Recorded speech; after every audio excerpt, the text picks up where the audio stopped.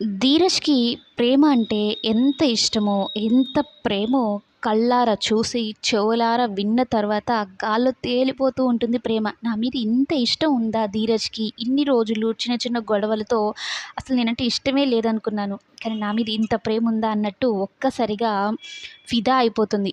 ఎలా అంటే వేదవతితో చిన్నోడు మాట్లాడుతున్నప్పుడు ఈ ప్రేమ వినడం జరుగుతుందనమాట. "ఎందుకురా మీ నాన్నగారితో అలా మాట్లాడావు" అంటే, "అదేంటమ్మా అలా అంటావు?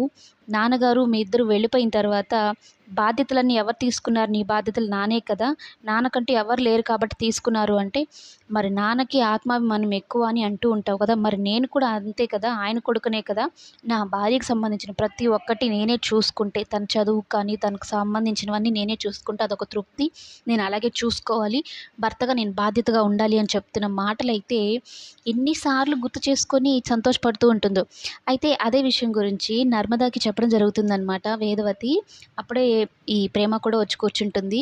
ధీరజ్ పేరు ఎత్తితే చాలు ఎంత సిగ్గుపడిపోతూ ఉంటుంది. "అదేంటి ఎప్పుడు లేని బ్లష్ అంతగా వస్తుంది నీకు? ఏంటో మా మరిది గారు ఏం చేశారేంటి?" అంటూ మాట్లాడుకుంటూ ఉంటారు. అయితే అదే టైంలో నర్మద ట్రైనింగ్ గురించి కూడా చెప్తుంది. "నువ్వే మావయ్య గారిని ఒప్పించాలని" చెప్పని రెచ్చగొట్టి మరీ పంపిస్తుందనమాట ఇద్దరు కోడళ్ళు కలిసి. వాళ్ళ ముగ్గురు అలా మాట్లాడుకుంటూ ఉంటే, ఈ శ్రీవల్లి చూసి వామ్మో! నాకు తెలియకుండా వీళ్ళేదో చేస్తూ ఉన్నారు. అత్తయ్య గారిని బుట్టలో పడేసుకుంటున్నారు అన్నట్టు అనుకుంటూ ఉంటుంది. అయితే అందరూ కూర్చొని భోజనాలు అయిన తర్వాత మాట్లాడుకుంటూ ఉంటే, ఈ వేదవతిని కొంచెం బాగా ఎక్కిచ్చేస్తారు కదా! మునగ చెట్టు. అయితే "నువ్వే మాట్లాడాలి. నువ్వంటే భయపడిపోతాడు మావయ్య" అంటే, "ఏవండీ నర్మదా ట్రైనింగ్ కదా! ఉద్యోగం అని చెప్పినంత ట్రైనింగ్ పంపించకుండా ఎలా ఉంటారు? పంపిస్తారులే" అనేది అంటూ ఉంటే, ఈ శ్రీవల్లి అస్సలు పంపించరు అన్నట్టు మాట్లాడుతుందనమాట. ఈ శ్రీవల్లి గురించి ఇప్పుడిప్పుడే ఇంట్లో వాళ్ళందరికీ తెలియడం జరుగుతూ ఉంది. ఎందుకంటే ముఖ్యంగా వేదవతికిను, నర్మదా కానీ, ప్రేమకి కానీ ఇవి కొంచెం పుల్లలు పెట్టే టైపే అన్నట్టు అర్థమవుతుందనమాట.